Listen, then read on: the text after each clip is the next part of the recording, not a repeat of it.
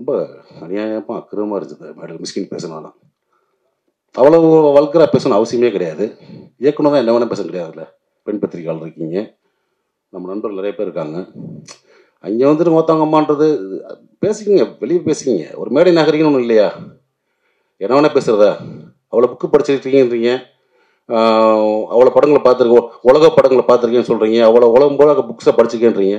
அப்புறம் என்ன அறிவு இருக்கு உங்களுக்கு? ஒரு மேலே பேசுகிற பேச்சா? உங்களுக்கு பெண் குழந்தை இருக்குது, எல்லாத்துக்கும் பெண்கள், எனக்கு பெண் குழந்தை இருக்குது, ஸோ எல்லாத்துக்கும் இருக்காங்க. எல்லாத்தையும் சக்கட்டு மடிக்கு வாடான்றாரு, போடான்றாரு, உட்காருன்றாரு. இதை நான் இன்னைக்கு பேச நினைக்கல. தொடர்ந்து பல மேடைகளை பார்த்துட்டு வரேன் நான் மிஸ்கின் பேச்சுக்களை. பாலானுக்கு வந்து 25th இது இயர் கொண்டாட்டம். அங்கே பார்த்தினா அவர் என்னமோ பெரிய குடியார மாதிரியும் படுத்து கிடந்தான் பாலா, அவன் தான் பாலான்றது. இங்கே வந்து இளையராஜில் வந்து அவன் தான் இளையராஜான்றது. யாரா நீ? நீ என்ன அவ்வளோ பேப்பாட்டாக்குறா தமிழ் சினிமாவில்? ஒன்றுமே புரியல. உலக சினிமாவில் வந்து காப்பி அடித்து படம் பண்ணி ஜெயிச்ச ஒரு போலி அறிவாளி மிஸ்கின்.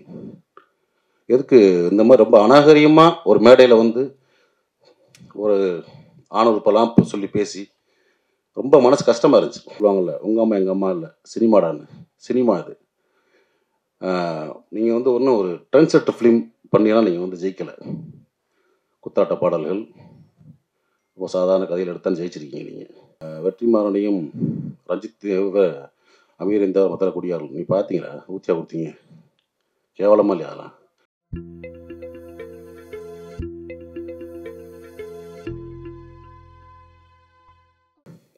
இந்த மேடை பார்த்தீங்கன்னா ரொம்ப ஒரு அமைதியாக, ஒரு ப்ளசண்ட்டாக, எல்லாருமே ஒரு பாசிட்டிவாக, ஒரு அன்பாக பேசுகிறாங்கல்ல.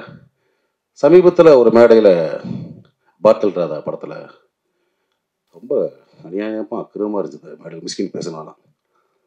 அவ்வளவு வல்கரா பேசணும் அவசியமே கிடையாது. இயக்குனர் தான் என்ன வேணால் பேச கிடையாதுல்ல.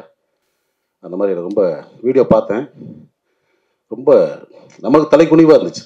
தமிழ் சினிமா வந்து இந்திய சினிமாவில் வந்து ஒரு பெரிய மதிக்கக்கூடிய ஒரு ஒரு இடத்துல இருக்குது தமிழ் சினிமா.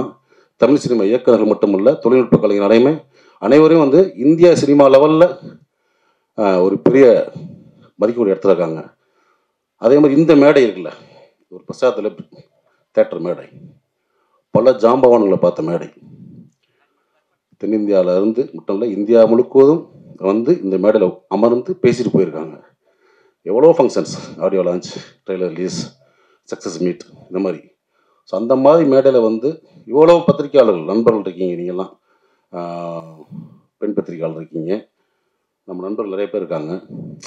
அங்கே வந்துட்டு மொத்தவங்க அம்மான்றது பேசிக்கிங்க, வெளியே பேசிக்கிங்க. ஒரு மேடை நாகரிகம்னு ஒன்று இல்லையா? என்ன வேணால் பேசுகிறதா? அவ்வளோ புக்கு படிச்சிருக்கீங்கன்றீங்க, அவ்வளோ படங்களை பார்த்துருக்கோம், உலக படங்களை பார்த்துருக்கேன்னு சொல்கிறீங்க, அவ்வளோ உலக புக்ஸை படிச்சிருக்கேன்றீங்க. அப்புறம் என்ன அறிவு இருக்கு உங்களுக்கு? குறைந்தபட்சம் ஒரு நாகரிகம் வேணாமா? ஒரு மேலே பேசுகிற பேச்சா? உங்களுக்கு பெண் குழந்தை இருக்குது, எல்லாத்துக்கும் பெண்கள், எனக்கு பெண் குழந்தை இருக்குது, ஸோ எல்லாத்துக்கும் இருக்காங்க. ஸோ மேடை நாகரிகம்ன்றது ரொம்ப முக்கியம். இந்த மேடை எவ்வளோ நாகரிகமாச்சு பார்த்தீங்களா? யாராவது தப்பான வார்த்தை அதெல்லாம் கிடையாது. தம்பின்னு கூப்பிடுறது வேற. தம்பி நம்ம எல்லாத்தையும் கூப்பிட்றோம், வாடா தம்பி, உட்கார தம்பி, எந்திரா தம்பின்னு. அவன் நம்ம அண்ணன் நினைக்கணும், அது முக்கியம் ரொம்ப. அப்படி உங்களை யார் அண்ணன் நினச்சா எனக்கு தெரில. எல்லாத்தையும் சக்கட்டு மடிக்கு வாடான்றாரு, போடான்றாரு, உட்காருன்றாரு. இதை நான் இன்னைக்கு பேச நினைக்கல. தொடர்ந்து பல மேடைகளை பார்த்துட்டு வரேன் நான் மிஸ்கின் பேச்சுக்களை. சமீபத்தில் அண்ணன் பாலானுக்கு வந்து 25th இது இயர் கொண்டாட்டம். அங்கே பார்த்தினா அவர் என்னமோ பெரிய குடியார மாதிரியும் படுத்து கிடந்தான் பாலா, அவன் தான் பாலான்றது. இங்கே வந்து இளையராஜில் வந்து அவன் தான் இளையராஜான்றது. யாரா நீ? நீ என்ன அவ்வளோ பேப்பாட்டாக்குறா தமிழ் சினிமாவில்? ஒன்றுமே புரியல. ஒரு போலி அறிவாளி அப்படிதான் சொல்லணும். அதாவது அன்னைக்கு மேடையில் உட்காந்தவங்க மிக திறமையான, அற்புதமான, நம்ம மண் சார்ந்த கதைகளை மட்டும் எடுத்து படம் பண்ணுற இயக்குநர்கள். அமீரன் ஆகட்டும், வெற்றிமாறன் சார் ஆகட்டும், ரஞ்சித் சார் ஆகட்டும். படங்களுக்கு வியாபாரிகிட்ட வந்து பர்கர் வியாபாரி உட்காரச்ச மாதிரி உலக சினிமாவில் வந்து காப்பி அடித்து படம் பண்ணி ஜெயிச்ச ஒரு போலி அறிவாளி மிஸ்கின். எதுக்கு இந்த மாதிரி ரொம்ப அநாகரிகமாக ஒரு மேடையில் வந்து ஒரு ஆணவப்பெல்லாம் சொல்லி பேசி ரொம்ப மனசு கஷ்டமாக இருந்துச்சு. ஏன்னா தமிழ் சினிமா இயக்குனரில் நான் வந்து பெரிதும் மதிக்கக்கூடிய ஒரு கலைஞன் நான். எப்பயுமே ஒரு ஷூட்டிங் ஸ்பாட்டுக்கு போனாலும் சரி, இயக்குனர் என்ன சொல்கிறதோ அதை நான் வந்து அப்படியே கேட்டு நடிப்பேன். ஒரு பிளாங்க் பேப்பர் மாதிரி போவேன், ஒரு களிமண் மாதிரி போவேன். என்னை எப்படி வேணால் வடிக்கலாம், எப்படி வேணால் எழுதலாம், எதையுமே நான் பண்ண மாட்டேன். என் கூட ஒர்க் பண்ணவங்களுக்கு தெரியும். அதே மாதிரி பொட்டேஷன் சரி மற்ற விஷயம் ரொம்ப அந்த டார்ச்சர்லாம் பண்ணக்கூடிய ஆர்ட்ஸ் கிடையாது. ஏன்னா நம்ம கீழேருந்து வந்திருக்கோம், ரொம்ப கஷ்டப்பட்டு ஒரு இடத்துக்கு வந்திருக்கோம். தமிழ் சினிமாவையும் தமிழ் சினிமா இயக்குநர்களையும் பெரிதும் மதிக்கக்கூடிய ஒருத்தன் நான். ஆனால் அந்த மேடை எனக்கு வந்து ரொம்ப அருவருப்பாக இருந்துச்சு. ஸோ மிஸ்கின் அவர்களே, நீங்கள் தம்பியாக இருக்கலாம், அண்ணனாக இருக்கலாம், இல்லை என் ஒத்த வயதாக இருக்கலாம், சினிமா சொல்லுவாங்கள்ல, உங்கள் அம்மா எங்கள் அம்மா இல்லை சினிமாடான்னு, சினிமா இது. நீங்கள் வந்து ஒன்றும் ஒரு ட்ரெண்ட் செட் ஃபிலிம் பண்ணினா நீங்கள் வந்து ஜெயிக்கலை. குத்தாட்ட பாடல்கள், இப்போ சாதாரண கதையில் எடுத்தால் ஜெயிச்சிருக்கீங்க நீங்கள். சுசீந்திரன் மாதிரி ஒரு மண் சார்ந்த வெண்ணிலா கபடியில் எடுத்தோம், அமீர் அண்ணன் மாதிரி ஒரு பருத்திவரன் எடுத்தோம், ரஞ்சித் சார் மாதிரி ஒரு மெட்ராஸ் படம் எடுத்தோம், பாலான மாதிரி சேது படம் எடுத்தோம், பாலாசித்தல் மாதிரி ஒரு காதல் படம் எடுத்தோம், ஒரு கிழங்கு மாதிரி தோண்டி எடுத்து நீங்கள் படம் பண்ணல. வெளிநாட்டு படங்களுடைய முகத்தில் அதனுடைய ஷார்ட்ஸை காப்பி பண்ணி சீன்ஸை காப்பி பண்ணி ஜெயிச்ச ஆள். ஸோ நீங்கள் வந்து ஒரு போலி புத்திசாலி, அதை நான் வச்சுக்கிட்டு பிறகு இன்னும் பல மேடைகள் நீங்கள் பேசலாம், கொஞ்சம் நாகரிகமாக பேசுங்க. ஏன்னா நீங்கள் உட்காந்துருக்க மேடைகளில் பெரும் கலைஞர்கள் உட்காந்துருப்பாங்க. அன்றைக்கெல்லாம் மேடையில் சொல்கிறார், வெற்றிமாறனையும் ரஞ்சித் தேவ அமீர் இந்த மற்ற குடியார்கள் நீ பார்த்தீங்களா, ஊற்றியா கொடுத்தீங்க, கேவலமாக இல்லையா? அதெல்லாம் எத்தனையோ பேர் குடிக்காமல் இருந்துடலாம், குடிப்பழக்கம் இல்லாத இருக்கலாம், மேடையில் எப்படி பொத்தாம சொல்கிறீங்க? ஏற்கனவே சினிமாக்காரனே கிளுகிளுன்னு தான் இருக்குது, பார்க்குற பார்வை வேறு மாதிரி இருக்குது. இந்த மாதிரி நம்மளே தாழ்த்தி நம்மளே வெளியே அசிங்கப்படுவான்னு நினைக்கிறேன். இது வந்து என்னுடைய மனக்குமுறல்.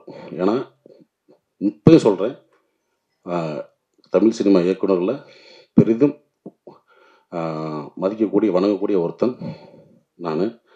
ஸோ அந்த மாதிரி இப்போ இருக்க ஒரு இயக்குநர்கள் இந்த மாதிரி சும்மா போகிற போக்கில் மொத்தமாக அது இதுன்னு பேசுகிறது வந்து அனுமதிக்கக்கூடாதுன்னு நினைக்கிறேன். ஸோ அதை நான் வந்து இங்கே பதிவு பண்ண நினச்சேன். அதுக்கு வந்து என்னுடைய கண்டனங்களை கண்டிப்பாக தெரிவிச்சுக்கிறேன். ஓகே. அதே மாதிரி இந்த மேடையில் இன்னொரு எனக்கு ரொம்ப சந்தோஷமான விஷயம் என்ன பார்த்தீங்கன்னா, என்னுடைய நண்பன் பிரபாகரன் இந்த இது அந்த டாலோட அன்போட டா பிரபு நானும் வந்து ஒன்றா அஸ்டன்காக ஒன்றா பண்ணோம்.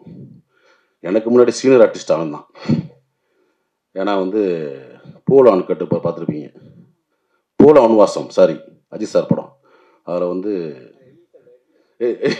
டைரக்டரு அதில் வந்து ஜோதியா கண்ணதான் அடிச்சிருப்பான். நான் அப்பயே சொன்னேன், டே ரூட்டை மாற்றி போயிரு, கரெக்டாக ரூட்டு போட்டு ஒரு கிடச்சிருக்கு. நான் தமிழ் சினிமாவில் கேமராமேன் ஆகிட்டு தான் அவன் பண்ணான். ஆனால் வாழ்க்கை அவனையும் நடிகன் ஆகிடுச்சு. இந்த படத்தில் ஒரு முக்கியமான சென்ட்ரு புகராக நடிச்சிருக்கிறது எனக்கு ரொம்ப சந்தோஷம். நிறைய பேருக்கு தெரியாது, நான் வந்து கோபின்னு ஒருத்தர் ஊர்லேருந்து வந்திருக்கான், ஊர்லேருந்து அறந்தாங்கிலேருந்து. ரூம் போவேன், இப்போ பார்த்து படுத்து தூங்கிட்டே இருப்பான். டேய் என்னடா அவன் படுத்து தூங்கிட்டே இருக்கான், ஒரு உரான்மா, அவன் தான் தம்பி. ஸோ பிரபு தம்பி அறியப்பட்ட கோபி பின்னாடி நீயான கோபி ஆனார். நீயான கோபியோட அண்ணன் பிரபு. நான் வந்து ரொம்ப டக்குன்னு ஆர்டிஸ்ட் ஆகி விட்டாப்புல சுசி. ஆனால் அவன் இன்னும் வரணும், எனக்கு ரொம்ப சந்தோஷம். இப்போ வந்து ஏன்னா டிவி சீரியல் பண்ணிகிட்டு இருக்காப்புல, திரைப்படங்களில் நிறைய படங்கள் நடிக்கணும், எனக்கு அதான் ரொம்ப சந்தோஷம். அதனால் இன்னும் நிறையா பண்ணு தம்பி, இது உண்மையான தம்பி, சரியா? ஓகே, அனைவருக்கும் என்னுடைய வாழ்த்துக்கள். ஏதாவது தவறாக பேசியிருந்தா பத்திரிகையாளர்கள் நண்பர்களும் மன்னிச்சுங்க. தேங்க்யூ.